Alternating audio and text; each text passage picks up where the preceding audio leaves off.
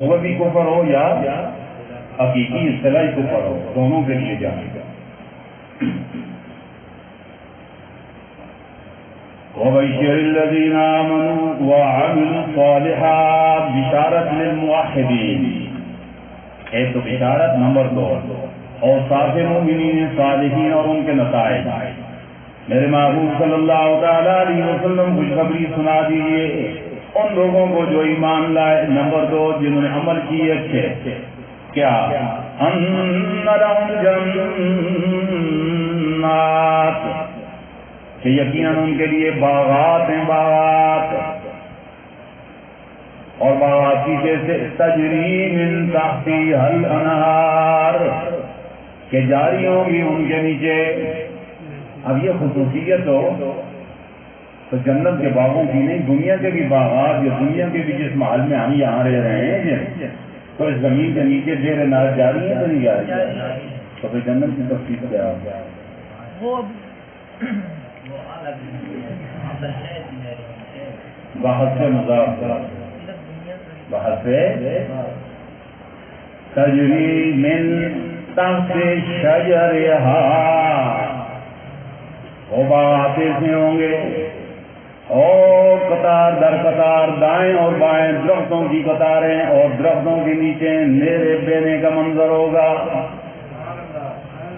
ایک نیر جاری ہوگی شہد کی، پھر درختوں کی، اور قطاروں کے درمیان جو نیرے بیچی ہیں، جا کر دیکھو نے ایسے علاقوں میں بڑا منظر پر لطف ہوگا۔ تو بحث سے مضاف ہو گیا، من تحت اشجارہا الانہار كلما رزقوا منها من ثمرة رزقا، جب کبھی بھی ان کو رزق دیا جائے گا ان باغات سے، پھلوں میں سے، رزقا کھانے کو، قالوا، نیچے لکھیں تعجب اہل جنت، عالم تعجب میں ڈوب کر کہیں گے ھذا الذی رزقنا من قبل، ابے یہ تو وہی رزق ہے جو ہمیں پہلے دے دیا گیا، اس سے پہلی نشست میں، نشست یعنی پھر جنت کی پہلی نشست میں، یا پھر دنیا، دونوں مراد ہو سکتے ہیں۔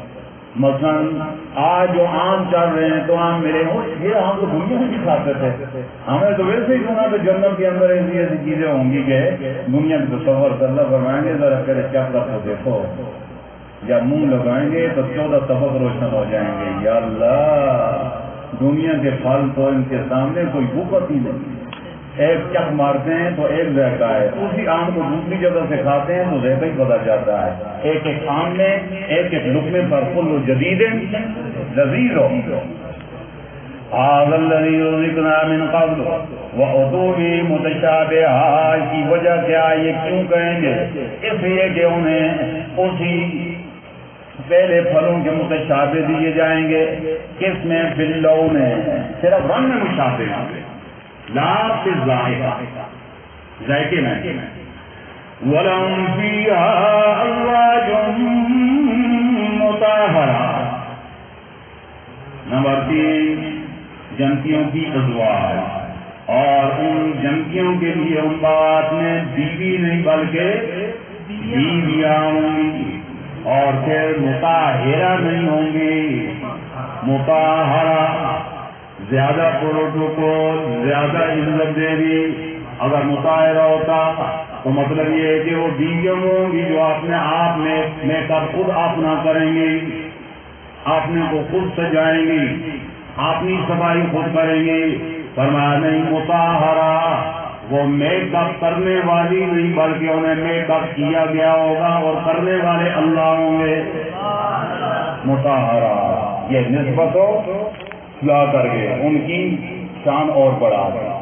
اب جسے اللہ ستھرا کرے گا، خوبصورت پیدا کرے گا، پاکیزہ پیدا کرے گا، تو پھر اس کی نفاست ہو، اس کی نزاکت ہو اور اس کی طہارت اتنے اعلیٰ درجے کی ہوگی کہ میرے اور آپ کی عقل کی رسائی بھی نہیں۔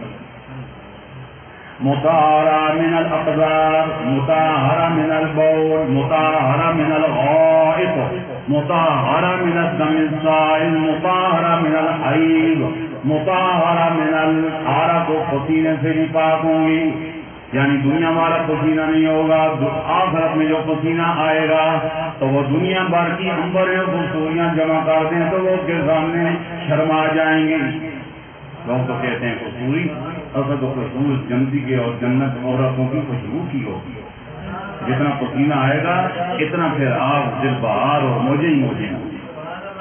ہاں، اور وہاں پھر اللہ رب العزت دوسری جگہ روایات میں اللہ تعالیٰ دونوں کے اندر ایسی کشش پیدا فرما دیں گے جس طرح لوہے اور مقناطیس میں نہیں بلکہ دو مقناطیسوں میں ہوتی ہے وہ صورت زیادہ ہو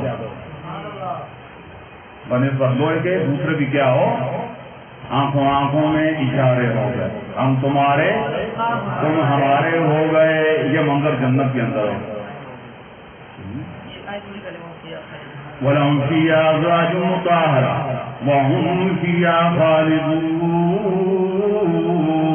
وصف نمبر 4، اور وہ ان باغات میں دنیا کا اگر قرائے جائے تو پھٹکا لگا رہتا ہے کہ آج اور کل فوراً نوٹس آئے گا میاں خالی کرو میں مکان ضرورت ہے، اور اگر اپنا ذاتی بھی ہے تو دھڑکا لگا رہتا ہے کہ اچانک موت کا پنجہ پڑ گیا تو یہی کوٹھی اور باغات ڈرے رہ جائیں گے۔ اللہ نے فرمایا یہ ٹینشن بھی نہیں ہوگی، ادنا بھی، کہ وہاں خلود ہی ہوگا۔ سبحان ربک رب العزت عما یصفون والسلام علی المرسلین والحمد للہ رب العالمین۔